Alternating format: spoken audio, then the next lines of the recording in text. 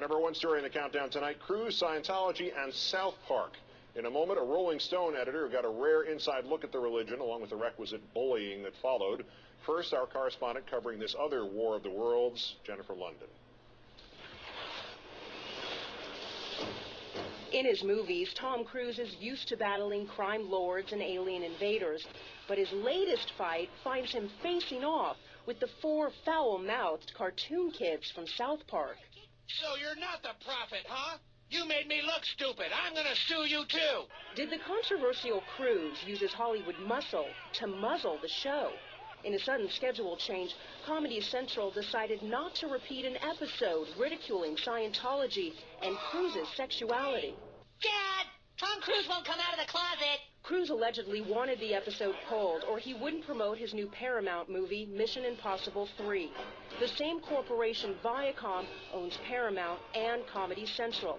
A spokesman for Cruise denies that any threats were made, saying that promotion for the new film has been going on for months.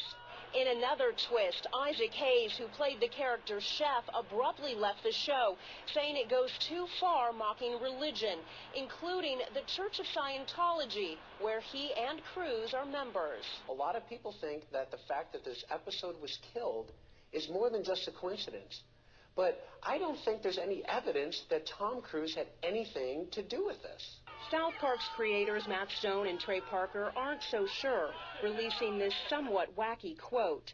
So, Scientology, you may have won this battle, but the million-year war for Earth has just begun. Don't you understand, Outlawed? It's me, Tom Cruise. If Cruise or anyone else was on a mission to silence the show, the Internet has made that impossible. Parts of the episode are available on Comedy Central's website. Jennifer London, NBC News, Los Angeles. All this following hard upon the departure from the show of Isaac Hayes, the voice of Chef, who happily participated as South Park lampooned every religion, and then when they got around to Scientology, he quit in protest. Janet Reitman is a contributing editor for Rolling Stone. Her article, Inside Scientology, appeared in the magazine's March 9th issue. She joins us now. Thank you for your time tonight. You're welcome. Let me start with Mr. Cruise. The episode bashes him, bashes Scientology. He's on a promotional tour for a movie owned by the company that owns Comedy Central, and suddenly the rerun of the episode gets canceled, and there are people who want us to believe this is a coincidence. What is your opinion? You know, it's kind of anyone's guess what's going on here. I don't think anybody really knows for sure, but you know, I would say that the Church of Scientology is very, very much into doing damage control, and this would sort of indicate an example of that. When you were writing your piece, is this correct? Tom Cruise actually called, and then his sister, who was his publicist, actually visited the offices? Yes. They pulled out of a cover? Tell me the whole story. Yes, it is. I was just a couple of weeks into reporting this piece when the church got wind of the fact that I was doing it. They had known that I was going to be working on this piece for quite a while, and Tom Cruise did call our offices and talk to the editor of the magazine, and that was followed several weeks later by a visit to our office in New York by his sister, who is at the time his publicist, and who is a high-ranking Scientologist, and also a very senior official of the church, who spent several hours having a meeting with my top editors and inquiring all about my journalistic credibility and about what exactly we were doing, who our sources were, who we were speaking to. They were quite upset that I had taken it upon myself to speak to people who may have left the church. And that kind of thing is, you know, they like to control basically everything that goes on when it comes to the reporting of any story about them, I think. And so they were taken aback that I was talking to people who had left the church, who were critical of the church. But they seem to move swiftly with you. But about the Isaac Hayes incident, let me play a clip from Mr. Hayes on the Opie and Anthony radio show. It was just after the original episode about Scientology aired last year.